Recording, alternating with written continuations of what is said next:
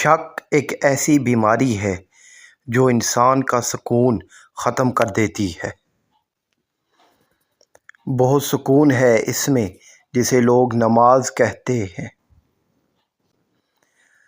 جب ہم کسی رشتے سے تھکنے لگ جاتے ہیں تب ہمیں اس میں صرف خامیاں ہی نظر آنے لگتی ہیں۔ جہاں بھی جاؤ مہربان رہو، جو تم سے ایک بار ملے وہ 1000 بار تم سے ملنا چاہے۔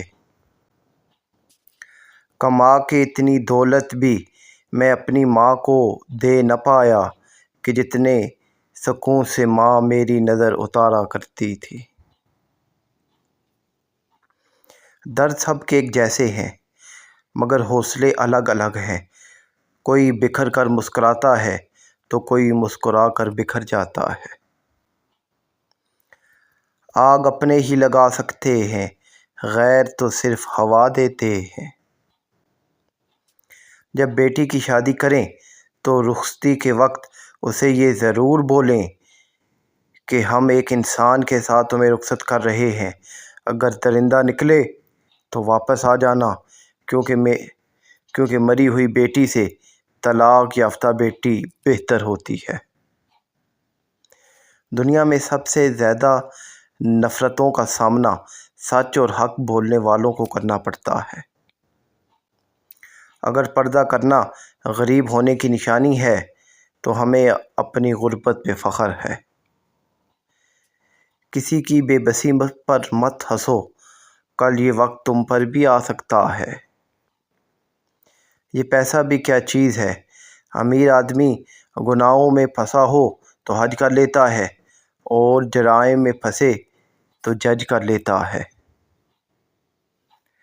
میں نے ان پڑھ لوگوں کو بیوی کو اپنے گھر کی ملکہ بناتے دیکھا اور میں نے اعلیٰ تعلیم یافتہ ڈگری ہولڈرز کو بیوی کو مارتے اور چھوڑتے دیکھا۔ تعلیم شعور نہیں دیتی، شعور تربیت سے ملتا ہے۔ آپ کیا کہتے ہیں؟ فاتحہ لوگوں کے مرنے پہ نہیں، احساس کے مرنے پہ پڑھنی چاہیے، کیونکہ لوگ مر جائیں تو صبر آ جاتا ہے مگر احساس مر جائے تو معاشرہ مر جاتا ہے۔ امیر آدمی غصہ کرتا ہے تو لوگ کہتے ہیں صاحب کا بی پی ہائی ہو گیا ہے، جب غریب آدمی غصہ کرتا ہے تو کہتے ہیں اس کا دماغ خراب ہو گیا ہے۔ عربی کی ایک خوبصورت کہاوت ہے، آپ جب چاہیں دور تو جا سکتے ہو لیکن جب چاہو قریب نہیں آ سکتے۔ ہنستے رہا کریں، ہم نے کون سا یہاں صدیاں گزارنی ہیں۔ اگر کسی انسان کی پرسنل سپیس ڈسٹرب کی جائے تو اس سے بے آرامی، پریشانی، غصہ کچھ بھی آ سکتا ہے، یا پھر یہ سب چیزیں اکٹھی بھی ہو سکتی ہیں، اور ایسا مسلسل ہو تو اچھا بھلا آدمی نفسیاتی مریض بن سکتا ہے۔ مکافات عمل کی کوئی خاص شکل نہیں ہوتی، یہ بالکل ویسے ہی واپس آتا ہے جیسا آپ نے کسی کے ساتھ کیا ہوتا ہے۔